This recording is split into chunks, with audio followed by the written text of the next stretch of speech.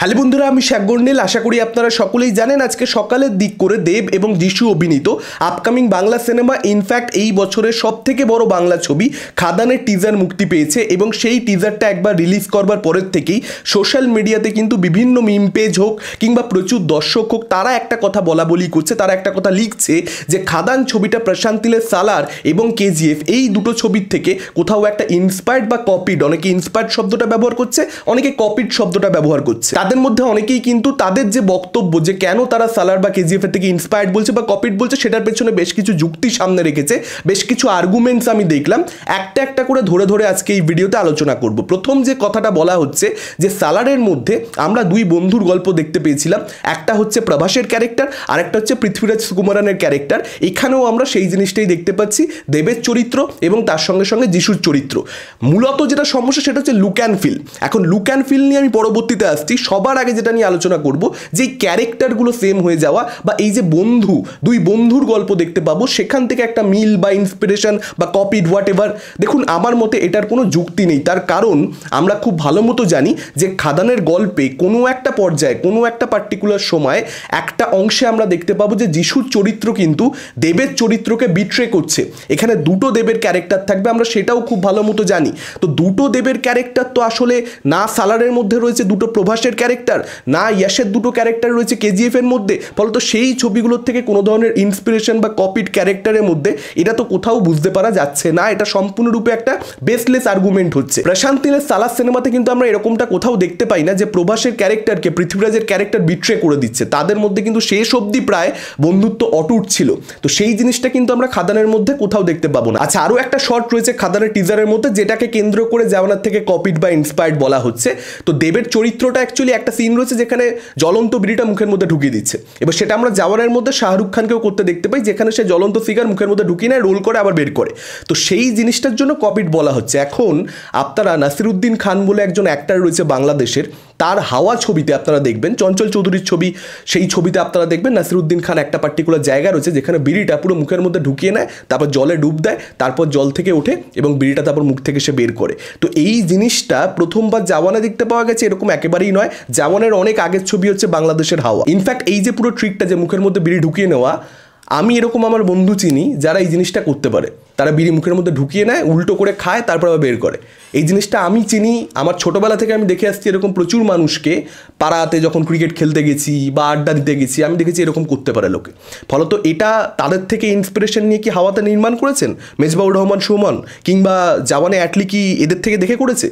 এটা আসলে সমাজের মধ্যে রয়েছে, প্রচুর মানুষের মধ্যে দেখতে পাওয়া যায়। সেরকমই একটা চরিত্র হয়তো দেব, অ্যাজ সিম্পল অ্যাজ দ্যাট। এখানে এত ভাববার কিছু নেই। আর লুক অ্যান্ড ফিলে অবশ্যই সিমিলারিটিস রয়েছে, সেটা কেউ অস্বীকার করতে পারবে না। কিন্তু লুক অ্যান্ড ফিলটা কেজিএফ এর মতন বা সালারের মতন হওয়া সত্ত্বেও যদি স্ক্রিন প্লে ভালো হয়, যদি চরিত্রগুলো প্রপারলি ফ্লেশড আউট হয়, রাইটিংটা যদি সলিড হয় এবং তার সঙ্গে সঙ্গে অ্যাকশন যদি ওয়েল ডিজাইনড হয় এবং ডিরেক্টর যদি মেক শিওর করে যে অ্যাক্টরকে বা হিরোকে, অর্থাৎ এই সিনেমার ক্ষেত্রে দেবকে প্রপার মাস এলিভেশনটা সে দিতে পারছে, ব্যাকগ্রাউন্ড মিউজিক যদি ওয়ার্ক করে যায় ওই হিরোইজমওয়ালা মোমেন্টগুলোতে, সেক্ষেত্রে কিন্তু কেউ এই ছবিকে আটকাতে পারবে না।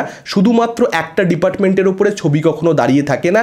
একটা সিনেমার বিভিন্ন ডিপার্টমেন্ট থাকে, ম্যাক্সিমাম ডিপার্টমেন্টের কাজ যখন ভালো হয়ে যায়, মূলত রাইটিংয়ের ডিপার্টমেন্টের কাজ যখন ভালো হয়ে যায়, রাইটার্সরা যখন খেটে কাজ করে, তখন সেই ছবিকে আটকানো কিন্তু কঠিন হয়ে যায়। সেই ছবি ডেফিনেটলি একটা ভালো ছবি হবে। দেখুন বক্স অফিসে কী হবে, কত চলবে না চলবে, 15 কোটি না 20 কোটি না 5 কোটি না 7 কোটি, সেটা সময় বলবে, সেটা আগে থেকেও প্রেডিক্ট করতে পারে না। একটা ছবি ভালো খারাপের দিক থেকে আমি বলতে পারি রাইটিং ম্যাটার করে, ডিরেকশন ম্যাটার করে, যে মাস মোমেন্টে হিরোকে এলিভেশনটা সেইভাবে স্টেজ করতে পারছে কিনা ডিরেক্টর, ব্যাকগ্রাউন্ড মিউজিক ওয়ার্ক করছে কিনা, সেগুলো ভালো হলে একটা লুক অ্যান্ড ফিল দিয়ে কিচ্ছু যাবে আসবে না। সেটা মানুষের মাথায় ওই টিজার ট্রেলার দেখবার সময় আসলে ঘোরাফেরা করে। যখন মানুষ একবার হলে যায়, তারপরে কিন্তু সে 10 মিনিট যখন গল্পে ইনভলভড হয়ে যায়, তখন কিন্তু তার আর কোনো ধরনের সমস্যা হয় না। কেন এই কথাগুলো আমি খুব কনফিডেন্সের সঙ্গে বলছি তার প্রমাণও আমি দিয়ে দিচ্ছি, একদম যুক্তি সমেত আলোচনা করছি। আপনারা সালার ছবিটা রিলিজের আগে চলে যান, সেই সময় যখন সালারের প্রথম টিজার ড্রপ করলো সকাল 5টার সময়, তারপরে যখন ট্রেলার এলো, দুখানা ট্রেলার এসেছিল সালারে, আপনার সকলের মনে আছে, প্রত্যেকেই একটা সমালোচনা করছিল প্রশান্ত নীলের যে যেটা সে কেজিএফে করেছে, যে ট্রিটমেন্টটা, যে লুক অ্যান্ড ফিলটা, সেটা আবার সালারে কেন সে সালারের ক্ষেত্রে আলাদা আলাদা কোনো ট্রিটমেন্ট আনেনি।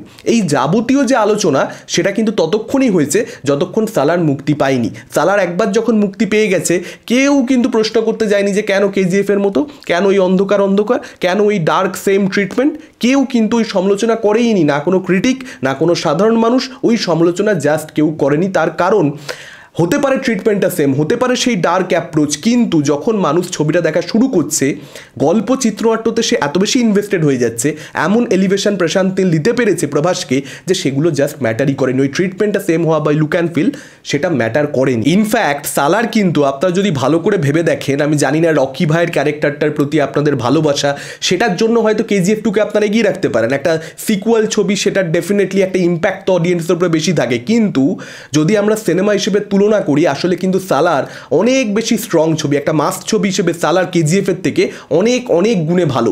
তো সালার কিন্তু সেই সমস্যায় পড়ে নয় লুক অ্যান্ড ফিল সেম হওয়ার জন্য।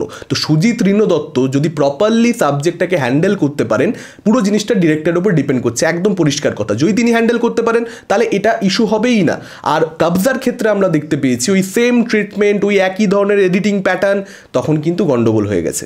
কারণ ওর চিত্রনাট্য ভালো ছিল না, ক্যারেক্টারগুলো প্রপারলি লেখা হয়নি, যে কারণে প্রবলেমে পড়ে গেছে ছবিটা। তখন লুক অ্যান্ড ফিলটা অডিয়েন্সের চোখে লাগছে, তখন ক্রিটিকরা আলোচনা করছে, সেটাকে নিয়ে সমালোচনা করছে যে কেন এরকমটা সেম করা হলো, এডিটিং প্যাটার্ন কেন সেম, তখন সেই আলোচনা আসছে।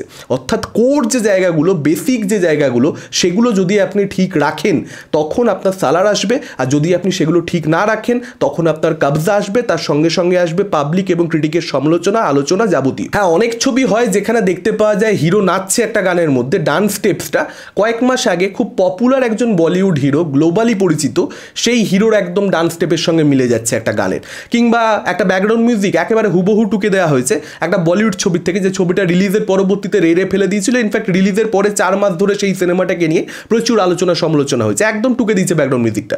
কিংবা দেখতে পাওয়া যাচ্ছে এডিটিং প্যাটার্নটা একেবারে হুবহু সেম, সেই জিনিসটা ডেফিনেটলি সমস্যা, সেই জিনিসটা অডিয়েন্সের জন্য একটা জার্ক হয় অবশ্যই। তারপরেও আমি বিশ্বাস করি, সবসময় বলে এসেছি, এরকম বিভিন্ন অ্যামালগামেশন সত্ত্বেও একটা ইন্সপিরেশন নিয়ে এটা থেকে সেটা থেকে, তারপরও যদি সাবজেক্টটাকে প্রপারলি হ্যান্ডেল করা যায় তাহলে কিন্তু মাসেস হলে বসে কিন্তু সেই ছবিটাকে এনজয় করতে পারে। হয়তো বেরিয়ে এসে বলবে যে ভাই ছবিটার মধ্যে ওখান থেকে মিলেছে, সেখান থেকে মিলেছে, হলে বসে যদি ওই মাস এলিভেশনটা হিরোকে দেওয়া যায় তাহলে কিন্তু সেটাও অডিয়েন্স দেখে নেবে, মজা করবে, হলে বসে এন্টারটেইনড হবে এবং প্রচুর ব্যবসা সেই ছবি কিন্তু অবশ্যই করতে পারে। ইতিহাস কিন্তু সেই কথাই বলছে। আপনারা জওয়ানের ক্ষেত্রেও যদি দেখেন, অ্যাটলিস্ট যে কোনো ছবি আপনারা তুলে দেখে নিন, সেখানে কিন্তু ইন্সপিরেশন থাকে, বিভিন্ন জায়গা থেকে ইন্সপিরেশন থাকে, জওয়ানের মধ্যে তো অবশ্যই রয়েছে, কিন্তু এত সুন্দরভাবেই সে নেয় এবং নিয়ে এমনভাবে একটা গোটা গল্প সে তৈরি করে যেটা না খাপছাড়া মনে হয় না।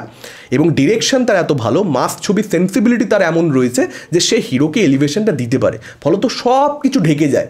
এমন মাস মোমেন্ট ডিজাইন করছে সব ঢেকে যাচ্ছে, বাকি আপনি তখন চিয়ার করা আরম্ভ করছেন।